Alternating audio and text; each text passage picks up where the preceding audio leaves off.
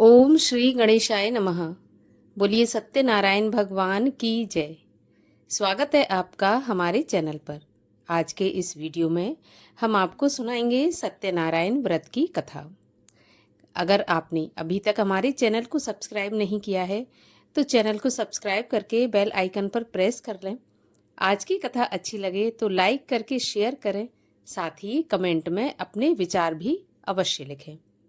तो चलिए अब हम शुरू करते हैं सत्यनारायण व्रत की कथा। बोलिए श्री सत्यनारायण भगवान की जय, विष्णु भगवान की जय। एक समय नैमिषारण्य तीर्थ में शौनक आदि 88,000 ऋषियों ने श्री सूत जी से पूछा, हे प्रभु, इस कलयुग में वेद विद्या रहित मनुष्यों को प्रभु भक्ति किस प्रकार मिलेगी तथा उनका उद्धार कैसे होगा। इसीलिए हे मुनि श्रेष्ठ, कोई ऐसा तप कहिए जिससे थोड़े समय में पुण्य प्राप्त हो तथा मनोवांछित फल मिले। वह कथा सुनने की हमारी इच्छा है।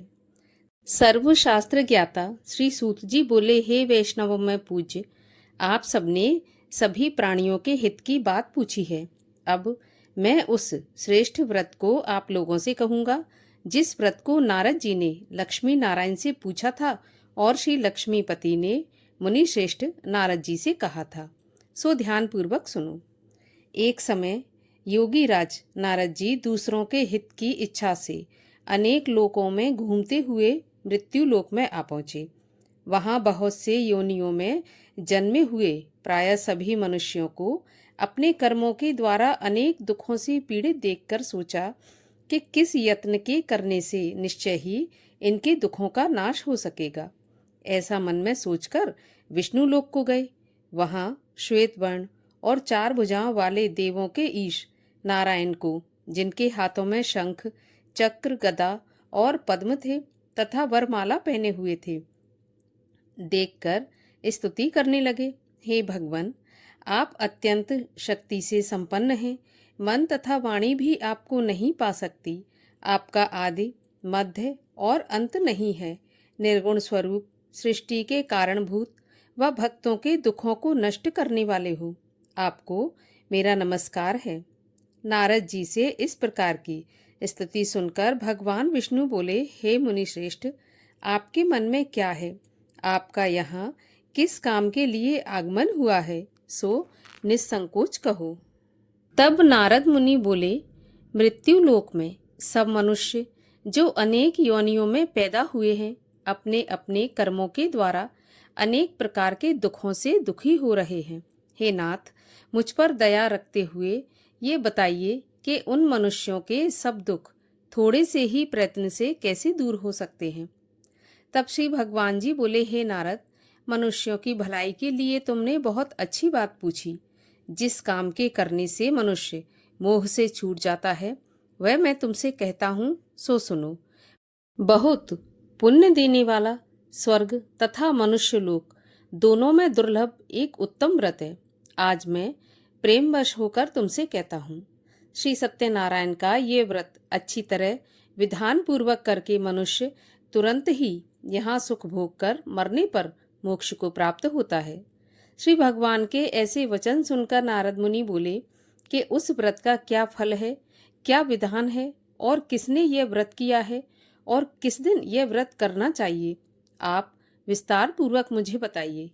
तब भगवान बोले, दुख शोक आदि को दूर करने वाला, धन धान्य को बढ़ाने वाला, सौभाग्य तथा संतान को देने वाला, यह व्रत सब स्थानों पर विजय कराने वाला है।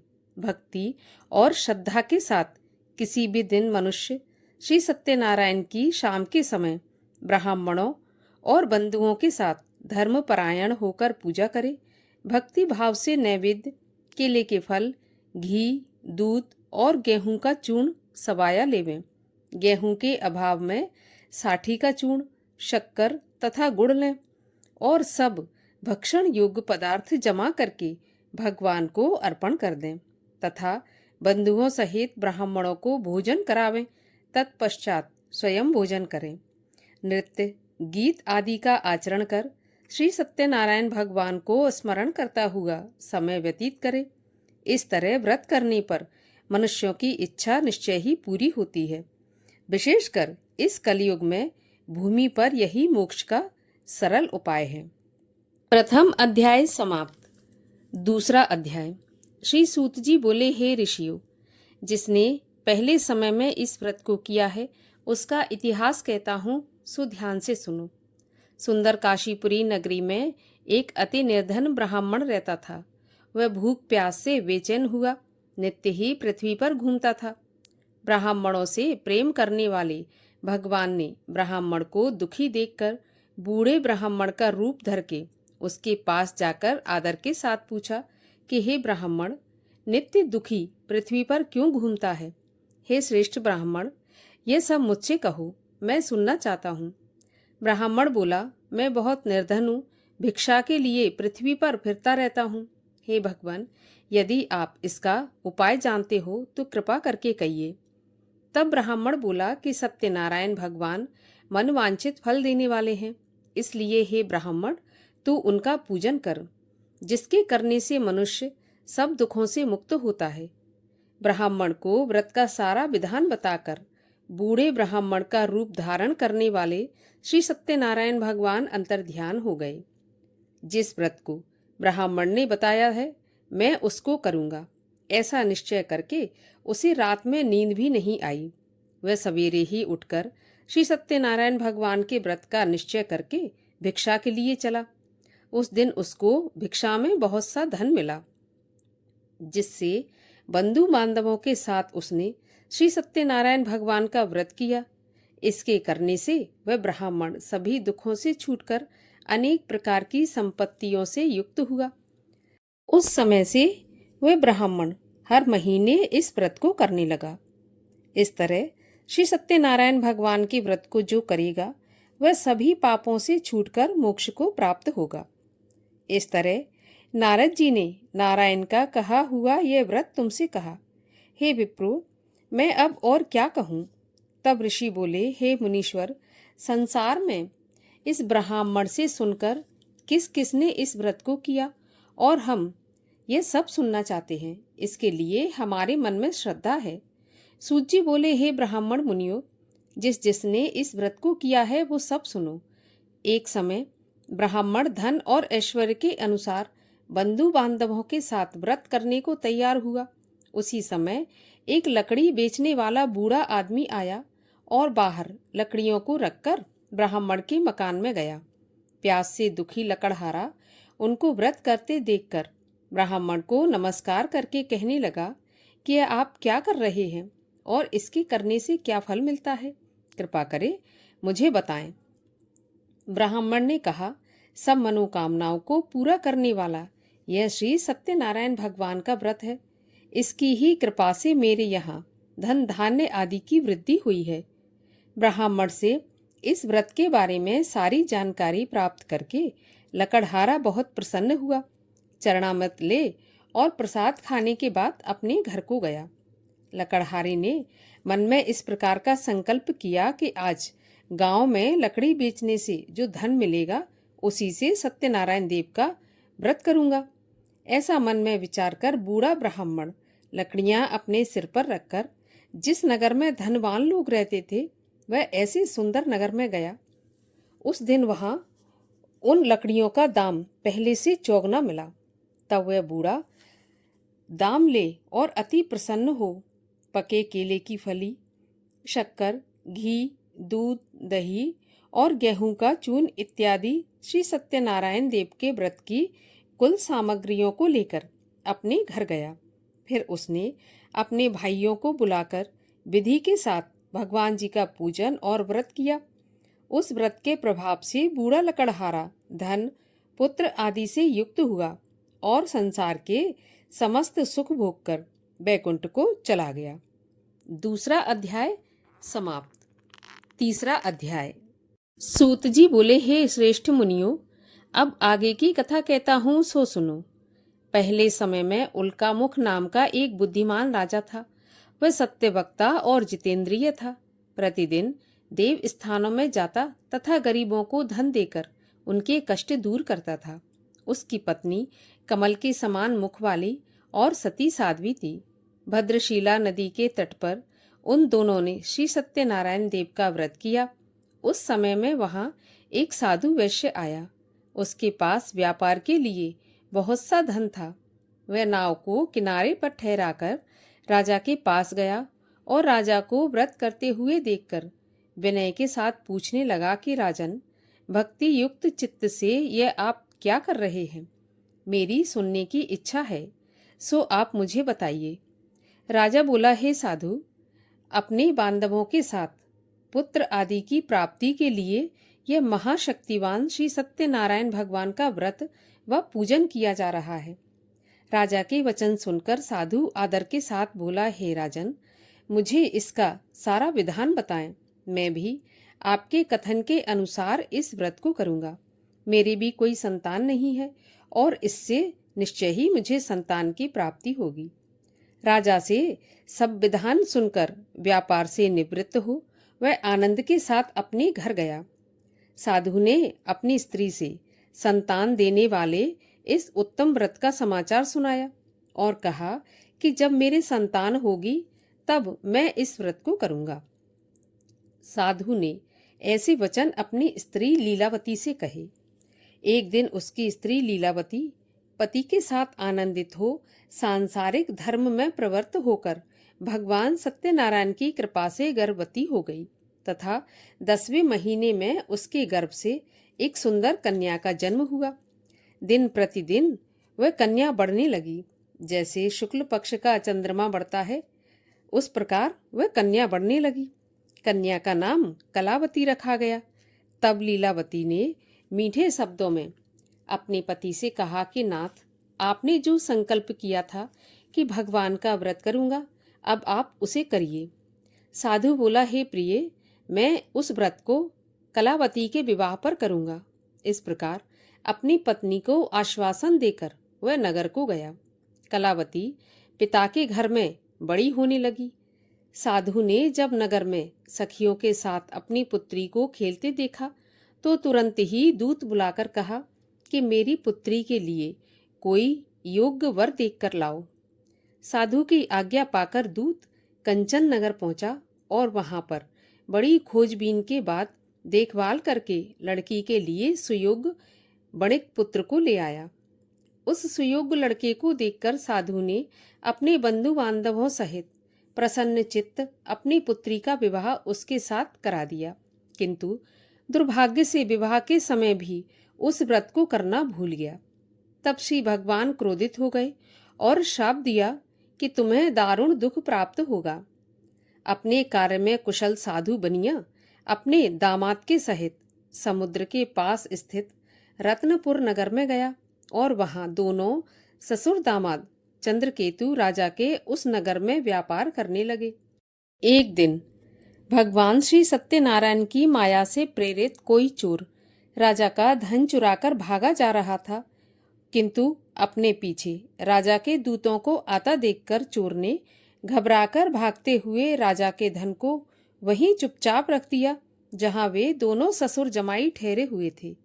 जब दूतों ने उस साधु वैश्य के पास राजा के धन को रखा देखा तो वे दोनों को बांधकर ले गए और बड़ी प्रसन्नता से दौड़ते हुए राजा के समीप आकर बोले, महाराज, ये 2 चोर हम पकड़कर लाए हैं, देखकर आज्ञा दें।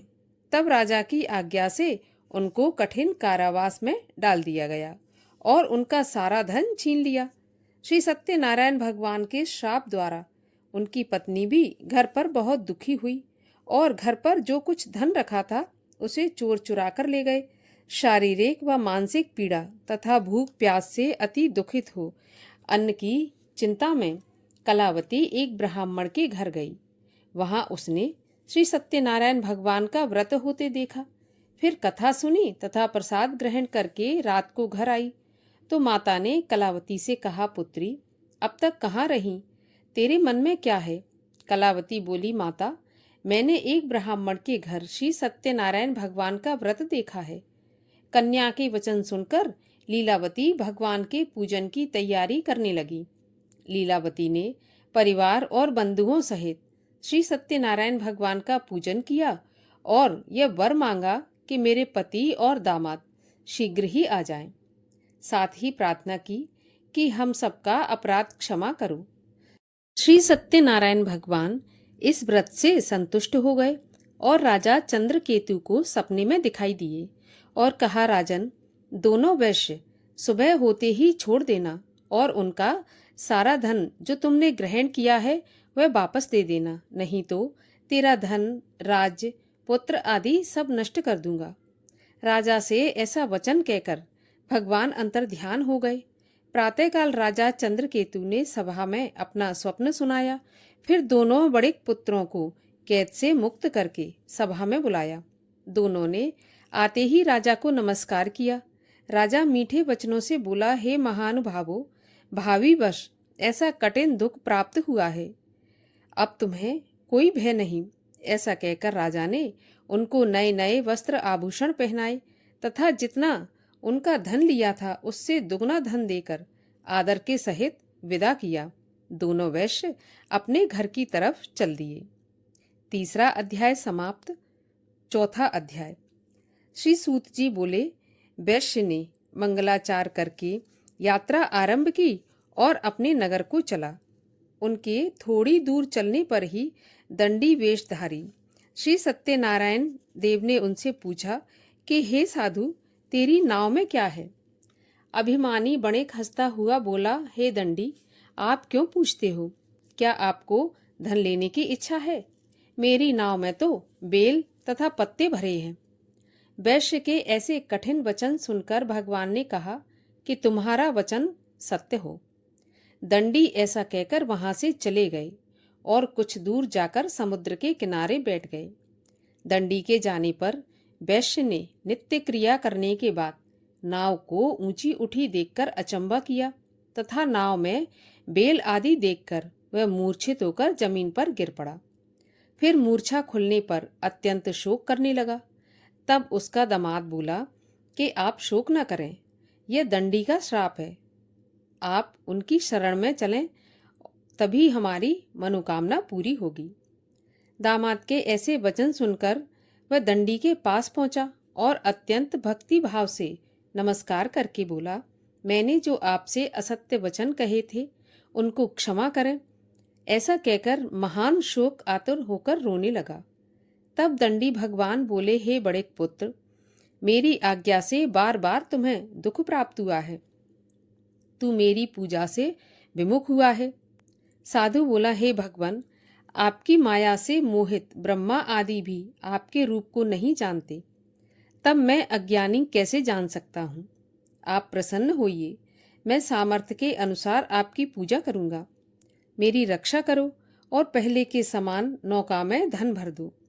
उसके भक्ति युक्त वचन सुनकर भगवान प्रसन्न हो उनकी इच्छा के अनुसार वर देकर अंतर्ध्यान हो गए।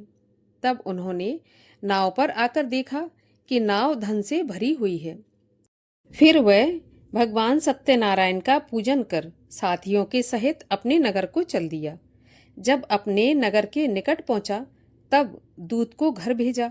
दूत ने साधु के घर जाकर उसकी स्त्री को नमस्कार करके कहा कि साधु अपने दामाद के सहित नगर के पास आ गए हैं। ऐसा वचन सुन साधु की स्त्री ने बड़े हर्ष के साथ सत्यदेव का पूजन कर अपनी पुत्री से कहा कि मैं अपने पति के दर्शन को जाती हूँ, तू कार्य पूर्ण करके शीघ्र आ जाना। माता के ऐसे वचन सुनकर कलावती प्रसाद छोड़कर पति के पास गई।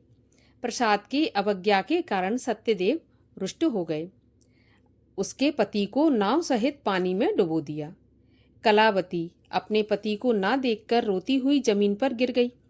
इस तरह नौका को डूबा हुआ तथा कन्या को रोता हुआ देख साधु दुखी होकर बोला, हे प्रभु, मुझसे या मेरे परिवार से जो भी भूल हुई है उसे क्षमा करो।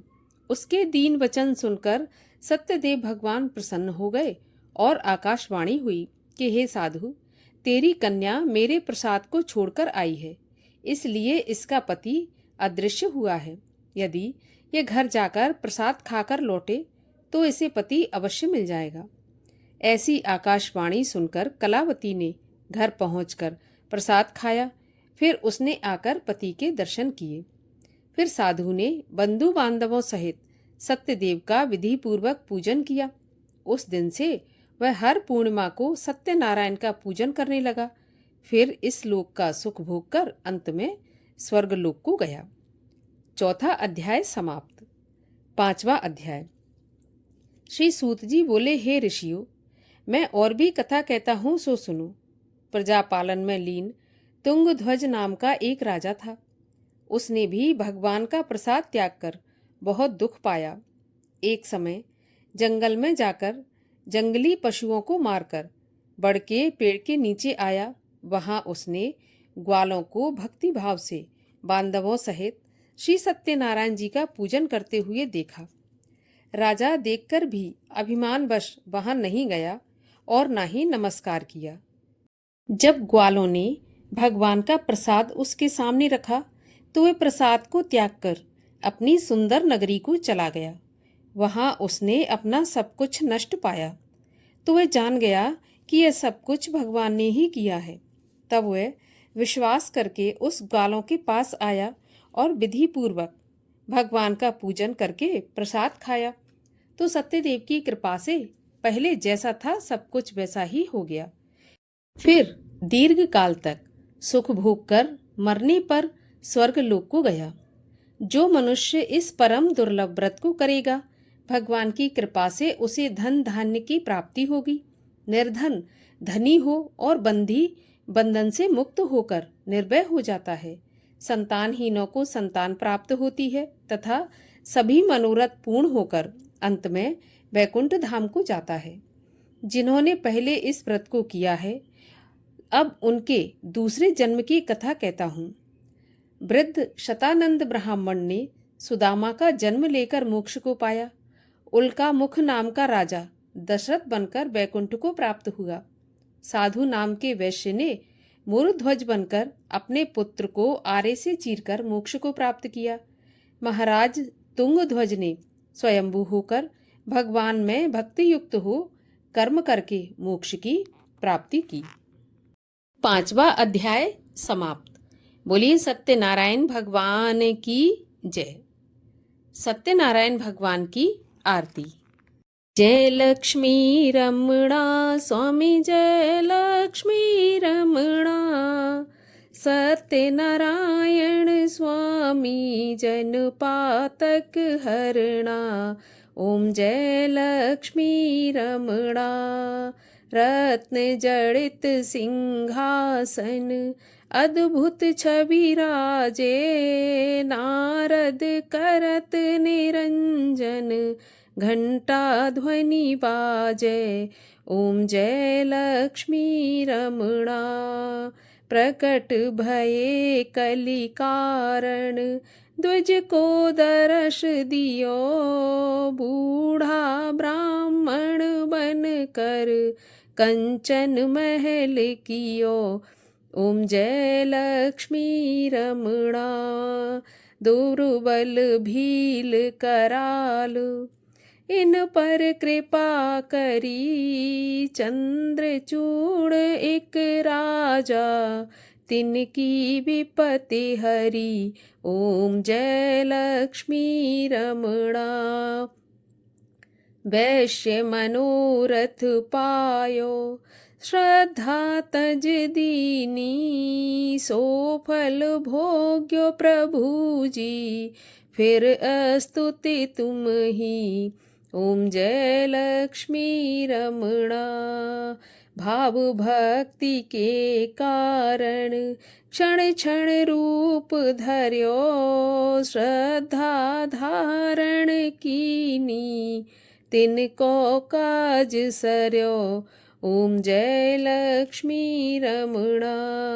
ग्वाल बाल संग राजा वन में भक्ति करी। मन वांछित फल दीना दीन दयाल हरि। ओम जय लक्ष्मी रमणा। चढ़त प्रसाद सवाया कदली फल मेवा। धूप दीप तुलसी से राजी सत्य देवा। ओम जय लक्ष्मी रमणा।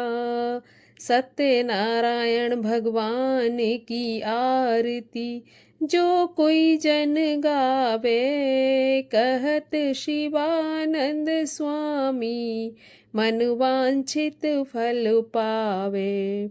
ओम जय लक्ष्मी रमणा। बोलिए लक्ष्मी नारायण भगवान की जय।